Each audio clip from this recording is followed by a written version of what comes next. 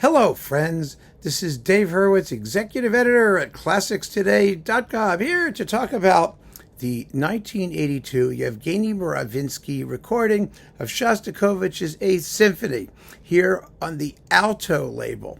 Now, this is the same performance that was released on Philips, and I did a Dave's Faves video, which you could look at, where I scream and yell and jump up and down and rave about this performance, which is extraordinarily intense. It's live.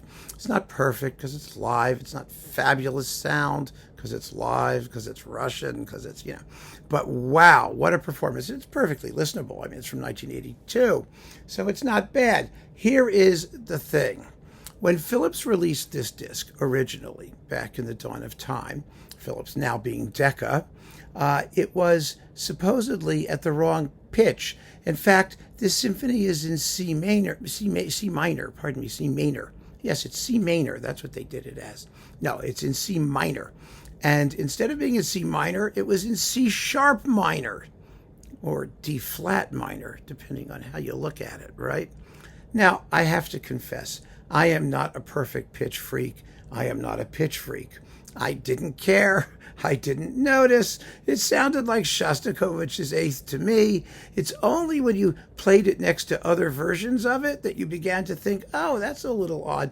But the other thing is that when the pitch goes higher, the tempo increases a little bit, marginally, fractionally, microseconds. It's like, it's like Einstein's theory of relativity, because I'm sitting 3 feet higher up than you are, time is moving more slowly or quickly or whatever. So by 8 billion microseconds, I'm aging at a different rate than you are, something like that.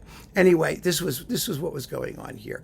But Shostakovich people, and sensitive people, I understand that there are people who are sensitive to these things, screamed and yelled and carried on and freaked out and had a nervous breakdown and went through like all kinds of conniptions because the pitch was too high.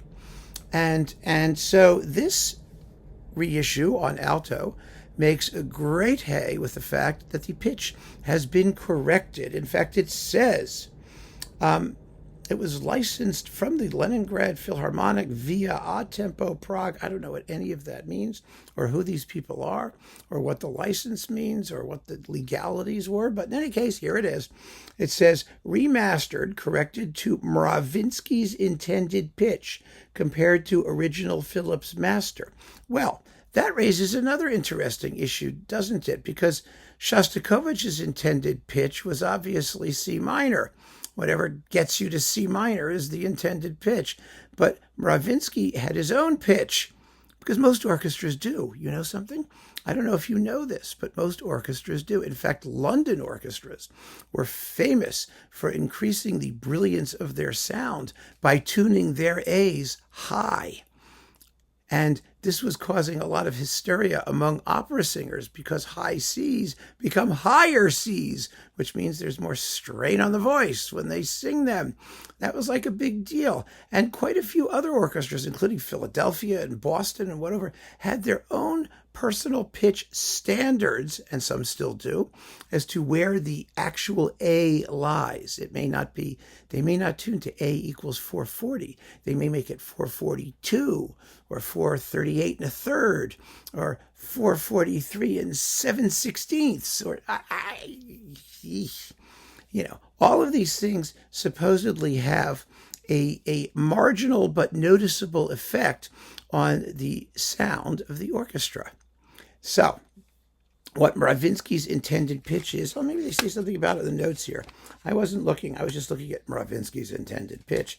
And actually, there's more to it than that, because then they say, on the inside here, remastered by Paul Arden Taylor after advice on pitch correction by Mark Roberts, who was at dschjournal.com.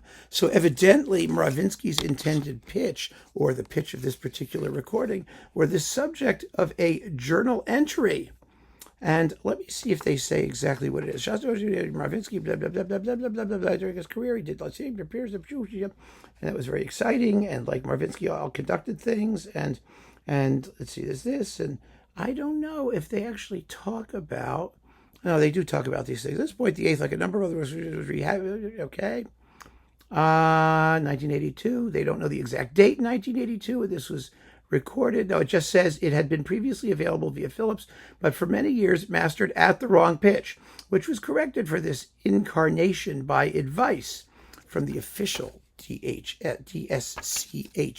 Shostakovich Journal, the authority on all things pitchly that Shostakovich has to deal with. So all I can say is that the performance is great, and the Shostakovich Journal apparently is the authority on pitch in Russian performances of Shostakovich. I don't know what that authority is. Someone, no doubt, will probably chime in and try and tell me what a big deal it is, even though I couldn't care less. But for those of you who do, here it is on Alto at a very good price. And I don't criticize Alto for taking the time and trouble to actually do this, because a number of people really do care about it. And it was kind of a scandal in the universe of Shostakovichosity, that this performance was actually in C sharp minor rather than C minor. Still sounds like Shostakovich's Eighth to me, I have to say, and I suspect it will to you as well. But now you know. So keep on listening, friends. Thanks for joining me. Take care.